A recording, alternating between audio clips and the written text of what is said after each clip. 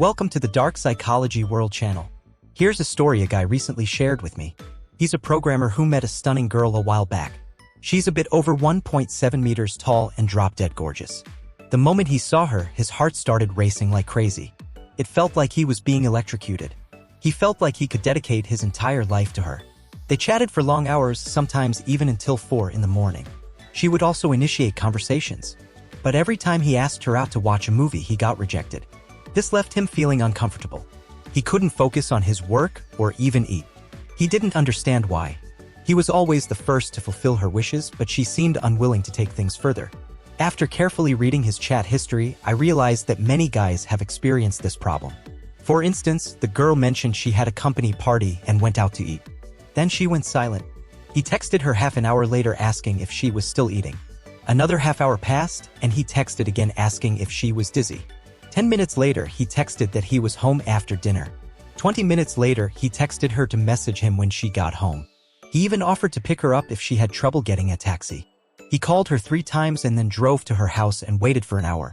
She never replied. The next day, she asked him to stop contacting her. This is a common mistake many guys make. When a girl doesn't reply, they start bombarding her with messages.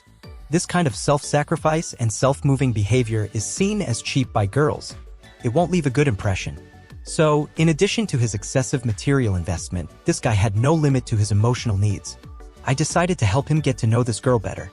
As the saying goes, know yourself and the enemy and you will never lose a battle.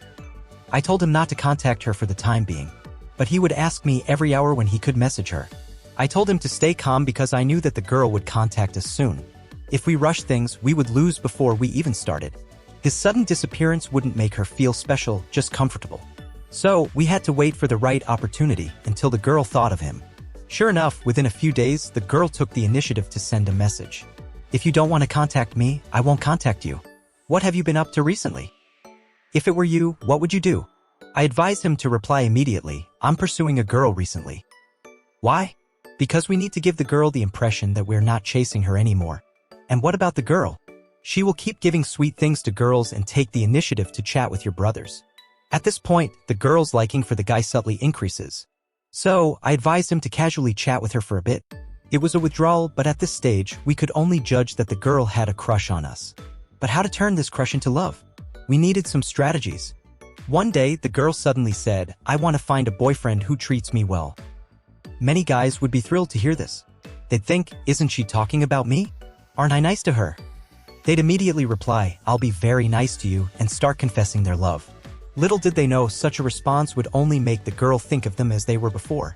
A smarter guy would reply, what do you think of me? Am I good for you? At this point, girls usually reply, I don't know. But if you let her go, tolerate her, and spoil her, etc., the guys will return to their low point. So we tried a different approach. Such a response would not only prevent the guy from returning to his original state, but also maintain a certain level of favorability. But is this response enough? Of course not. We had to steadily pursue her. So, I advised him to reply, is your hair messed up? This would confuse the girl. She'd wonder what he meant. This step is crucial. It seems like a red herring, but it's actually paving the way for the next step. At this point, the girl's feelings for the guy are vague. She'd care more about his thoughts and emotions than before. There would also be a significant improvement in her emotions. At this time, I advised him to continue replying. I read a book by Haruki Murakami called Norwegian Wood. There's a line in it, if I like you and you happen to like me too, then I'll take the initiative to help you cut your hair. But if I like someone and that person happens to not like me, then I'll tell you that your hair is messed up. In this way, we indirectly addressed what the girl said before about wanting to find a boyfriend who treats her well. On the contrary, at this time, it made the girl ask herself, do I actually want to be with him? And that night, the girl gave him the answer, my hair is a bit messy. You have to help me take care of it. Naturally, after that, the guy ended up with the girl he liked. This is how to make a girl like you too. Let her take the initiative to travel through the world of romance and meet you. If you want to learn how to chat with girls, want to learn how to attract girls, want her to chase you, or if you're in love and chasing a girl, or need help with emotional issues related to dating recovery, then pay more attention to my video sharing. Don't forget to give it a thumbs up. You can also share these fascinating insights with your family and friends. Hit the subscribe bell and you'll be notified when new videos are posted. This is the Dark Psychology World channel.